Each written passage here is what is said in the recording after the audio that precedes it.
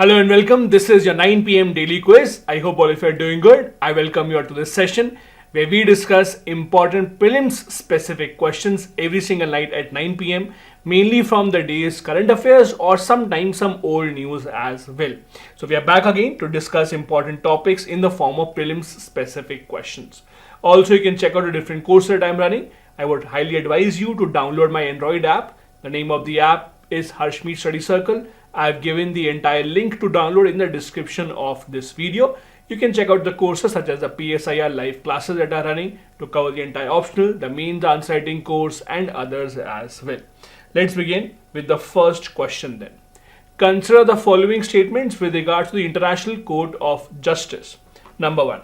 In order to be elected as a judge at the International Court of Justice, a candidate must receive an absolute majority of votes in both Security Council and the General Assembly. Second, the court's only official language is English. Third, out of the 15 judges in the court, 5 must be from Asia. How many of these given statements are correct? Now, International Court of Justice is one of those topics that remain in the news continuously because sometime or the other, some important case is always in the International Court of Justice.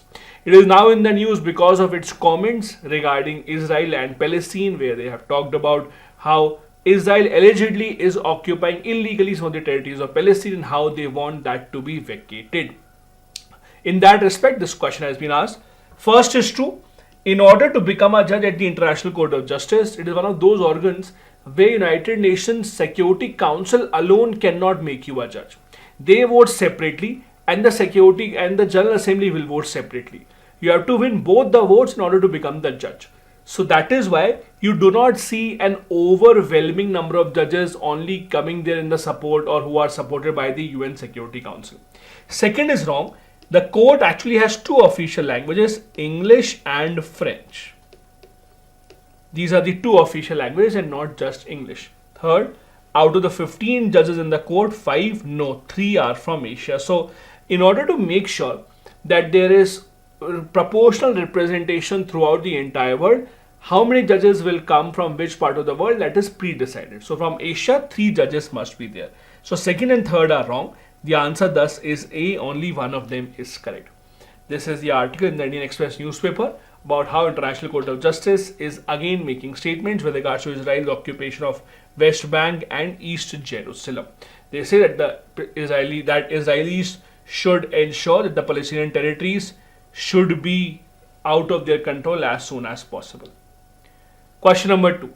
Consider the following statements with regards to Armed Forces Special Powers Act. Number 1. It grants special powers to the armed forces and provides them with special protections in certain notified areas that are disturbed or in dangerous condition, that the use of armed forces in the aid of civil powers is necessary. Second, it allows armed forces to open fire, even causing death, without making arrests, without warrants, on the basis of reasonable suspicion, and also such premises without warrants. Third, armed forces personnel are given immunity against action if it is established that an offence was committed by them unintentionally while discharging their official duties. Now, AFSPA is one of those laws that remains in the news, especially with respect to the northeast part of the country. Whenever you see any unfortunate incidents where some people have been killed or have been hurt because of the action of the armed forces, very rarely would you see any official action being taken against the armed forces personnel because they have been given this protection against AFSPA, and that is why this news and this law comes in the news time and time again. With respect to AFSPA, all these 3 are correct. The army personnel, even if their action causes someone's death, if it is proven that it was done unintentionally while they were discharging their official duties, no action will be taken against them. They have full immunity. The answer thus is C. The reason why this question is asked is a few years back, if you remember, there was an army action in Nagaland, in the Nom village or the Mon village of Nagaland, where it led to killing of multiple local people who the army thought are actually terrorists, but that was not the case. Now what is happening is locals, Nagaland government, all of them want the central government to give permission to prosecute these army personnel, but central government has not given sanction because under the AFSPA law, it is the government of India that should give permission to go ahead and start proceedings against the army personnel, but that has not happened if the area is under AFSPA. Next, question number 3.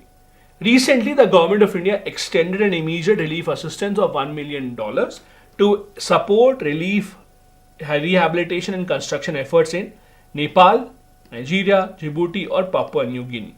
This is not a news that was in the newspaper today. It's a news that was in the newspaper a few weeks back. So I've taken a few questions from a few weeks back just for your revision.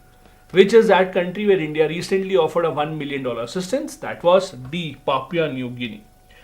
Papua New Guinea, a very, very small island country. It is near to Australia. It's a Pacific island country. They were offered $1 million by the government of India.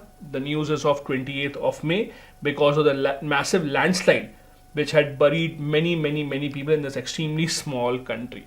That is why India offered this assistance. Next, question number 4. Komila-Sonamura border was recently in the news due to illegal entry into India. The border demarcates India-Myanmar, India-China, India-Bangladesh or India-Bhutan. So this border is in between which country, India and which of these countries? It was in the news because people were coming in illegally. Again, it was a topic in the news a few weeks back. The answer here is India-Bangladesh. So some people who had come into the state of Tripura actually illegally from Bangladesh and they were getting onto a bus to go to Punjab, they were caught and then it was found out that they had entered illegally through this Komila-Sonamura border. Again, this was a news that was covered in the newspapers a few weeks back. That is why it is important for you. Next, question number 5. Consider the following statements with respect to foot rot, which was recently seen in the news. Again, a news that was covered a few weeks back. Number 1. It is a fungal disease that affects basmati rice crops, particularly at the seedling stage. Second, it is different from Bakane disease, in which infection is caused after transplantation. Third, to prevent the disease from occurring and spreading, the seedlings are treated with Trichoderma harzinum before sowing and transplantation. How many of these given statements are correct? Now, this is a disease that is mainly that is affecting a lot of plants. It was in the news a few weeks back. First is correct. It is a fungal disease rather that impacts the basmati rice. Second is wrong because it is the same disease. So the same disease is known by different names, foot rot or Bakane. This is the same disease that affects the basmati rice crops at the seedling stage. Third is right.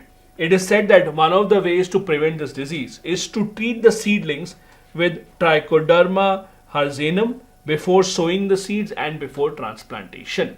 Thus, the answer here would be B. 2 of these 3 statements are correct. The second statement here is wrong. This was covered in the Indian Express newspaper a few weeks back about how a biocontrol agent is being used to manage this disease in basmati crop. That is why it is important.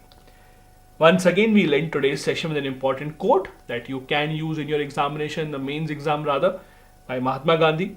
You must not lose faith in humanity. Humanity is an ocean. If a few drops of the ocean area dirty, the ocean does not become dirty. Make sure that you use this quote whenever there is a chance in ethics or in the essay paper. Thank you so much for joining. Once again, if you're new here, do hit the subscribe and the like button. I would really appreciate that. Thank you so much. Bye-bye. Jai Hind.